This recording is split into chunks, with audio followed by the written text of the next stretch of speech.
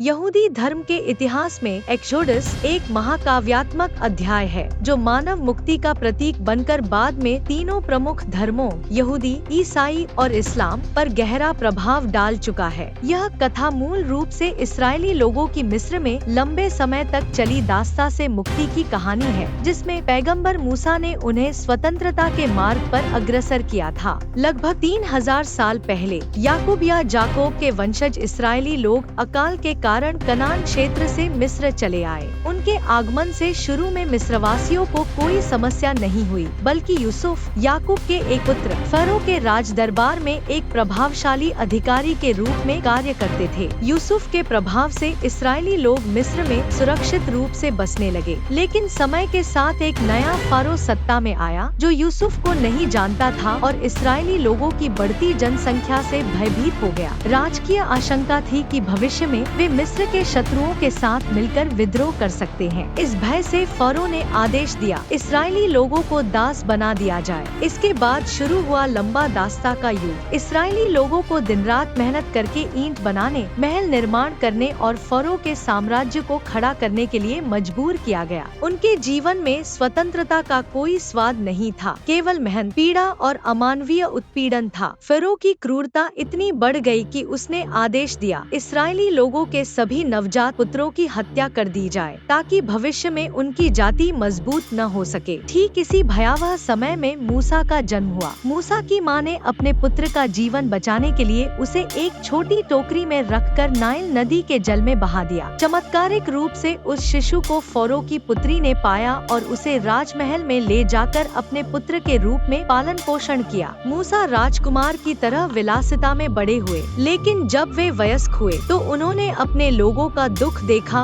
और उनके प्रति गहरी सहानुभूति से भर उठे। एक दिन उन्होंने देखा कि एक मिस्री सैनिक एक इस्राएली को मार रहा है। मूसा क्रोध में आकर उस मिस्री को मार डालते हैं। घटना की खबर फैलने पर फरो ने उन्हें मृत्यु दंड देने का आदेश दिया। अपने प्राण बचाने के लिए मूसा मिडियन के रेगिस्तान की ओर भाग गए। सालों साल बीत गए। एक दिन मिडियन में चरवाही करते समय मूसा एक चमत्कारी दृश्य के सामने आए। एक पेड़ आग में जल रहा था, लेकिन जल नहीं रहा था। उसी आग के भीतर से ईश्वर की आवाज आई, मूसा, मैं तुम्हारे पूर्वजों का ईश्वर, अब्राहम, इश्क और याकूब का ईश्वर। मैंने अपने लोगों की पुकार सुनी है। तुम मिस्र लौटो और फारो से कहो, मेरे लोगों को मुक्त करो। पहले तो भयभीत हुए, लेकिन मूसा ने ईश्वर के आह्वान को स्वीकार किया और अपने भाई हारून को साथ लेकर मिस्र लौट आए। फरो के राज दरबार में उपस्थित होकर मूसा ने घोषणा की, इजराइल का ईश्वर ने आदेश दिया है, उनके लोगों को मुक्त करो। लेकिन फरो ताने भरे अंदाज में उत्तर देता है, कौन है वह ईश्वर जिसकी बात मैं सुनूं? तभी शुरू होती है एक के बाद एक ईश्वरीय सजा,